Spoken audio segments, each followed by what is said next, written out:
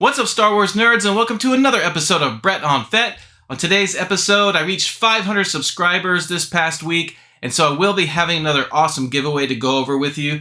Plus, I've got my thoughts on some of the reveals from Hasbro's recent FANSTREAM, and I got some pickups to share. Let's get to it.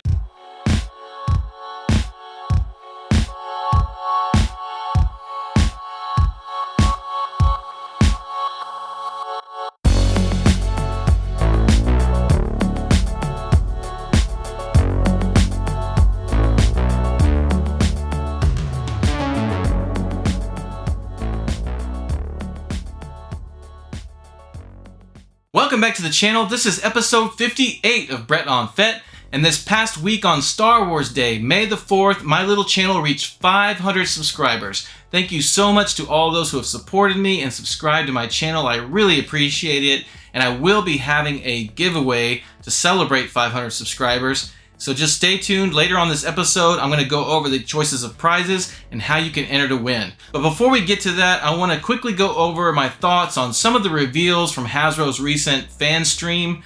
I'd have to say it was pretty underwhelming for the most part when it came to the vintage collection. I thought this time around the Black Series had some much more exciting reveals, and I can probably attribute that to the fact that at Star Wars Celebration, the vintage collection completely dominated the reveals session. I just thought we had some amazing reveals for the vintage collection, and the Black Series for the most part was a bit ho-hum. So let's take a look at some of these reveals for both the Black Series and the vintage collection. Alright, so we'll start off with some of the Black Series reveals, beginning with the Mandalorian Glavis Ringworld. Now I imagine quite a few collectors are probably rolling their eyes at yet another Mando figure in the Black Series. However, this is an all-new mold. He's got cloth goods for his cape, he's got a dagger, he's got the dark saber, and he does look really good. And I, for one, am actually fairly excited for this figure. I actually don't own a Beskar version of Mando loose, so I'm actually looking forward to getting this one. Next up was ARC Trooper 5s. I can't remember if this one was ever pipelined, but I know it was at least very heavily rumored for a very long time. There are a ton of Black Series collectors who have been waiting for 5s for so long. I really don't understand what took them so long to get this figure out. They've had this ARC Trooper body for a long time, so they just took way too long, but glad it's finally here for those Black Series fans that need him. Next is General Grievous Battle Damage from Battlefront 2 in the Gaming Greats line. This one, it just doesn't seem different enough for me. It just seems like the regular Episode 3 Grievous, but with no cape. Just slightly different paint apps, so yeah, this one's a pass for me. Next up is the magnaguard from the Clone Wars, not Revenge of the Sith. This is from the Clone Wars, and he looks good. It's an all-new sculpt. I just don't understand the color. It just doesn't seem like they got the color correct.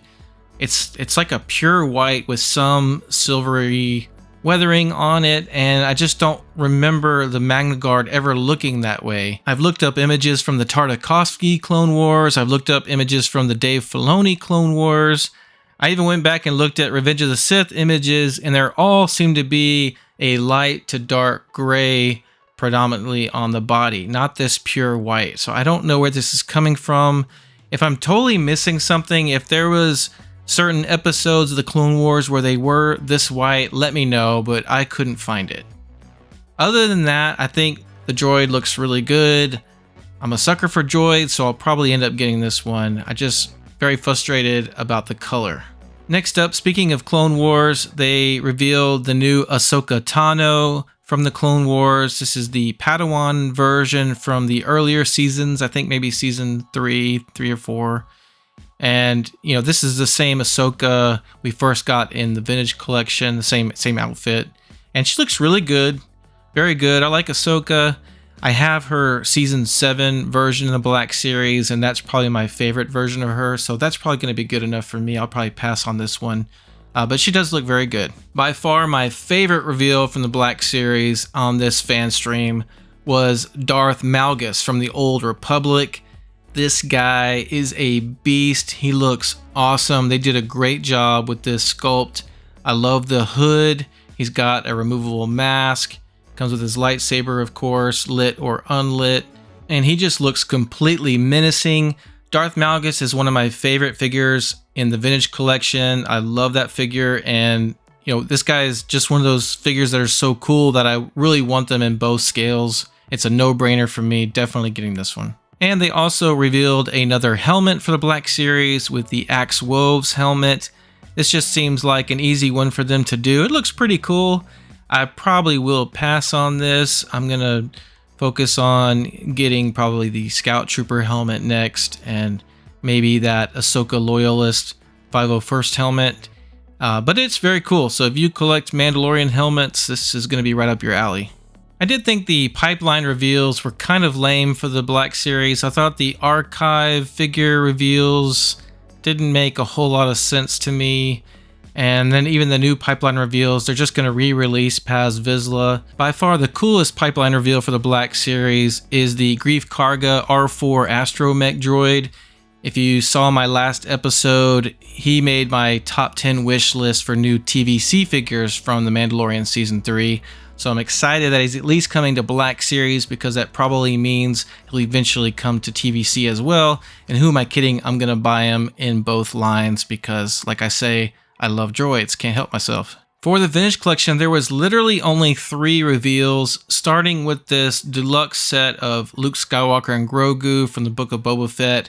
This was just completely predictable. I think once they revealed this version of Luke for a single carded TVC, many people put 2 and 2 together that they were gonna do this and release a deluxe version that came with Grogu to reenact that training scene. And I don't know, I'm just not excited about this one, guys. I just not feeling the frogs and the little stand for the frogs. I'm just gonna pass on this one. Now the next 2 TVC reveals I did really like, starting with this animated Ewoks 2-pack with Wicket A. Warwick and Kanisa. I thought this is a pretty cool reveal, very nostalgic looking. I love the artwork. And if you followed my channel for a while, you may recall that I successfully predicted they would do this. But given that 2023 will mark the 40th anniversary of Return of the Jedi, and Ewoks are some beloved characters from that film, I think it only makes sense for Hasbro to revisit the animated Ewok series figures, just like they did with droids. Alright, so the first one I came up with is a no-brainer, and it is Wicket. Wicket is arguably the most popular Ewok from Return of the Jedi. It probably didn't take a Nostradamus to predict this, given the popularity of the Droids animated series figures they did last year. But I like these. They look really good. They're repaints. Kanisa, I think, is probably a reuse from the Legacy collection. But she looks cute. It looks good. They even made a special coin just for Kanisa, since she was never actually released. And I think they went and found the artwork from her card back that was going to be released but got canceled. So that's pretty cool. They put that all together. And these 2 figures will come in a outer box, similar to some of the retro collection 2-packs we saw with the bounty hunters. And I think this is going to be what to expect for that upcoming Obi-Wan and Darth Vader 2-pack that's coming as well. And they revealed the Grand Inquisitor from the Obi-Wan Kenobi series. This was not a shocker because they did pipeline this figure at Star Wars Celebration. And this was on my top 25 wish list for TVC. We need more villains. This is a very cool villain. I don't understand why they didn't release him at the same time as the Third Sister and all those other Obi-Wan Kenobi figures, but he looks really good, so maybe it's worth the wait. His lightsaber attaches to his back, and I think he's an all-new sculpt. He's got cloth goods cape. His lightsaber looks really cool, so very happy with this figure. And to wrap it up, for the pipeline reveals for the vintage collection, we got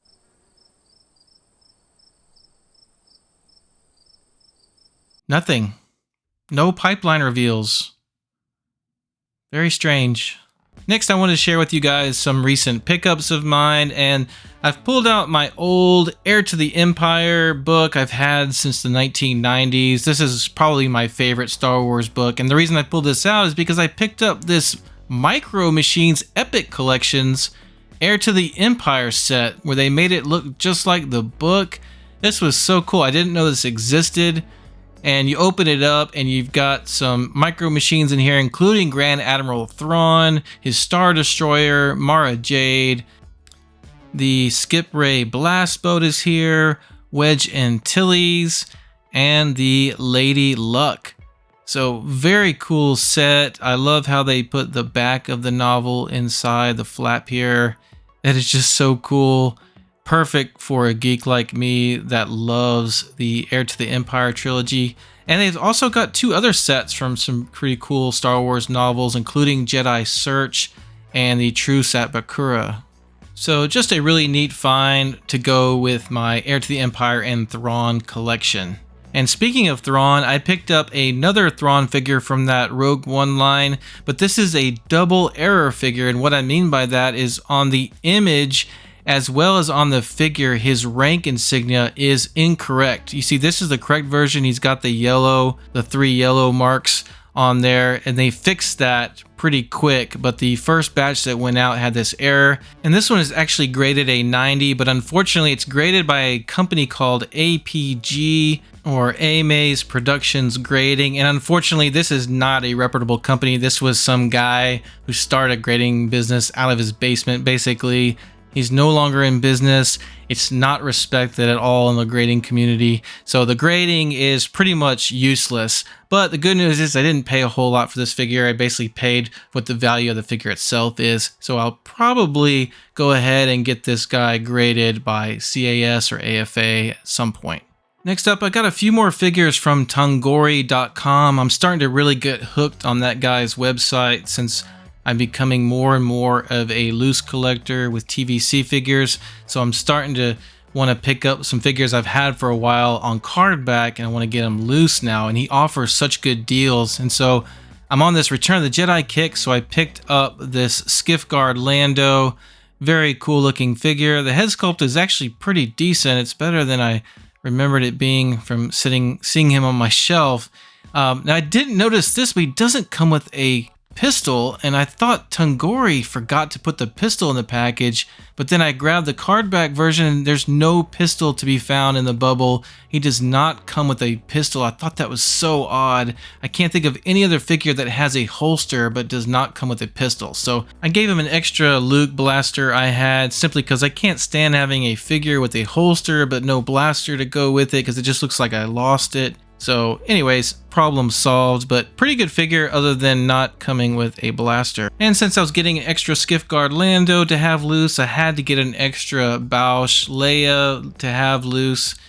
And this is a pretty good figure. I don't know what's going on with that seam on her cape. I don't know if that's just this figure or if it's all like that. The thermal detonator is actually molded to her hand, and maybe that's a good thing because her hands are so tiny. They barely hold that staff. It always seems to fall out.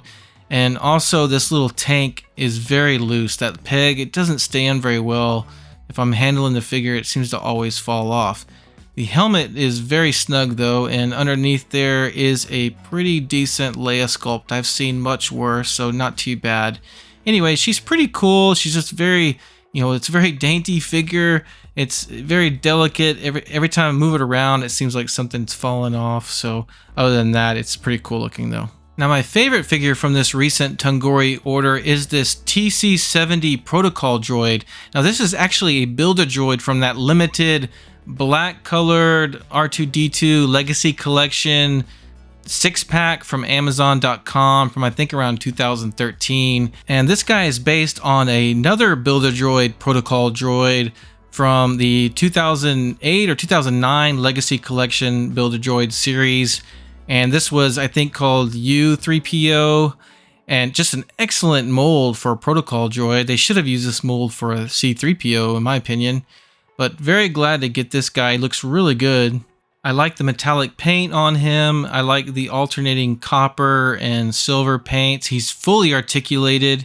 And, he's based on the protocol droid that serves Jabba in the original Clone Wars animated movie, but they didn't make him look too animated. He looks a little bit in the eyes, a little cartoonish, but other than that, I think he looks great. So very happy with this one. This is just a really good figure. And now I definitely want to get my hands on that U3PO Build-A-Droid from the 2009 Legacy Collection. So there's a look at those 3 figures I picked up from Tunghori, but I almost forgot I got a 4th figure from Tunghori. I don't know if you can call it a figure, but it's this Imperial Interrogation Droid. This actually came as an accessory to this old Power of the Force Darth Vader, but I think I paid like $2, maybe $3 at most on Tunghori's site for this thing.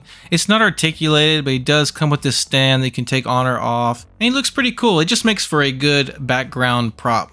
Alright, so now it's time to talk about my 500 subscriber giveaway. And if you followed my channel for a while or you've seen some of my previous giveaways, you may recall that I like to offer up a choice of prizes for my winners. That way I'm not just offering up one figure and the winner already happens to have that figure, or maybe it's from a line the winner doesn't collect. So I try to offer up a variety of things to choose from, and this giveaway is no different, except this time around I'm going to let the winner choose 2 prizes from the choices. So let's take a look at the prizes that are available for this giveaway. Alright, so we'll begin with some prize choices from the Vintage Collection first, starting with this Darth Vader on the Empire Strikes Back card. This is VC08. This is a reissue, it's not the original 1.0 issue, but still a pretty cool figure. And then here is a really awesome Bobafett Morak on the Mandalorian card back. My favorite figure from last year. VC252, what a great figure. If you don't have this one or you only have one, you need another one, and so this would make a great choice. Next, I will also be offering up the droids figures from last year, starting with C3PO. Just a very cool, nostalgic series. Here's the R2-D2 with the coin. I love the card art on this one in particular. Very cool. And then the very best, the juggernaut from that series is the Boba Fett from Droids. This is one of my favorite figures in all of the Vintage Collection. Just a really sweet figure. If you don't have this one, I highly recommend you pick this prize if you win my contest. Next up, I've got a few Black Series options to choose from, starting with this Shore Trooper from Rogueone. This is in the Archive Collection.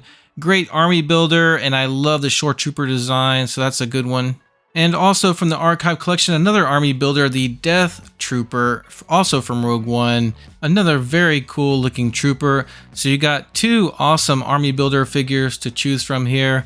And then the third Black Series offering is the new Wicket from Return of the Jedi. Great card back and a really excellent Ewok figure here. This is a new Black Series figure, and just a great one, and the card back's in great shape, so this is another good choice for the Black Series. And if you're a retro collection fan, in particular a fan of the prototype editions, I've got a couple of offerings for you, starting with this Chewbacca. It's the green one, really cool card back art.